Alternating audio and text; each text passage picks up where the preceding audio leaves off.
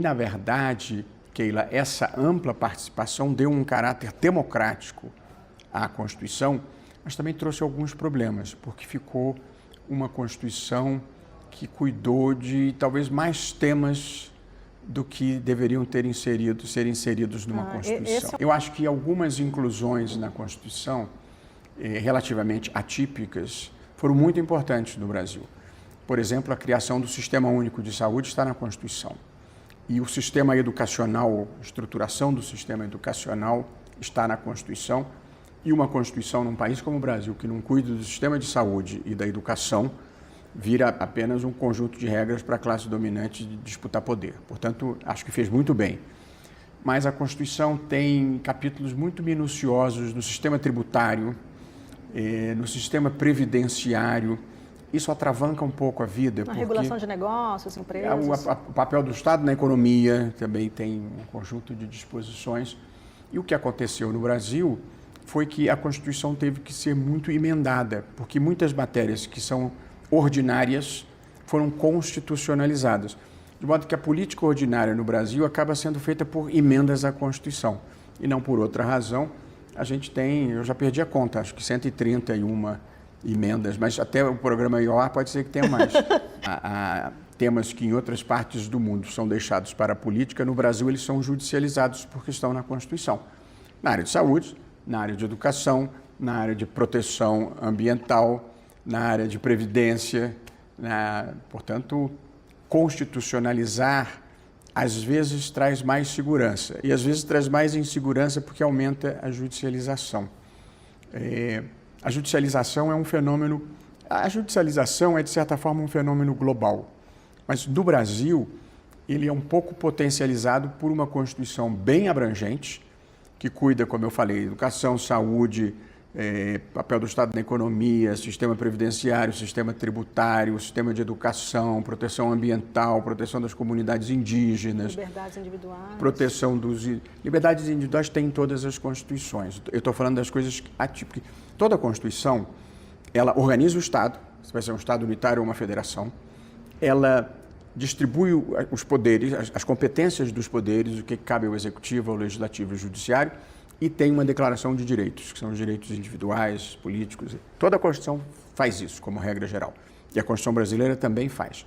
Porém, além disso, a Constituição brasileira faz muitas coisas que normalmente não estão nas Constituições, que são todas essas matérias que eu enunciei há pouco.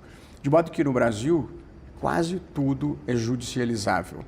E como é relativamente fácil chegar ao Supremo, porque existem ações diretas que permitem chegar ao Supremo, e existem muitos legitimados, muitas entidades e órgãos que têm o direito de propor essas ações, quase tudo termina em algum momento aqui.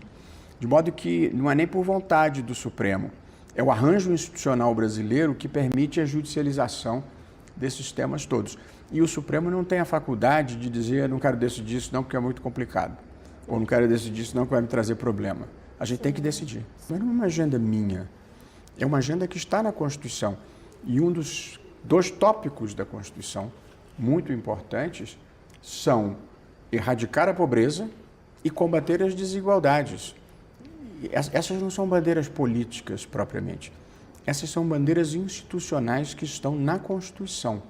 E, portanto, no topo da minha agenda para o Brasil, não uma agenda política, uma agenda institucional, estão erradicar a pobreza e enfrentar as desigualdades injustas. O Brasil tem quase 30% da população em insegurança alimentar. Portanto, nós estamos falando de mais de 60 milhões de pessoas. Segundo um texto que eu li recentemente da Oxfam, eu não conferi a fonte, mas é uma entidade séria, diz que as 6 pessoas mais ricas do Brasil, ou 6 brasileiros mais ricos, têm a mesma riqueza de metade da população. Portanto, 6 pessoas equivalem a 100 milhões de pessoas. Tem alguma coisa errada? Pobreza, desigualdade e falta de acesso à educação básica fazem o trinômio da violência. É porque, infelizmente, você não consegue combater a pobreza com leis nem com decisões judiciais. Podem ajudar a empurrar uma história em um ponto ou outro específico, mas o que enfrenta a pobreza é crescimento econômico e distribuição justa de renda. E esses são dois fiascos no Brasil recente. Nos últimos 20 anos, o Brasil vem crescendo a uma taxa de 2,2%, o que é muito baixo para um país que precisa furar a armadilha da renda média. O Brasil, entre 1900 e 1980, Keila, foi um dos países que mais cresceu no mundo, 5,5% ao ano.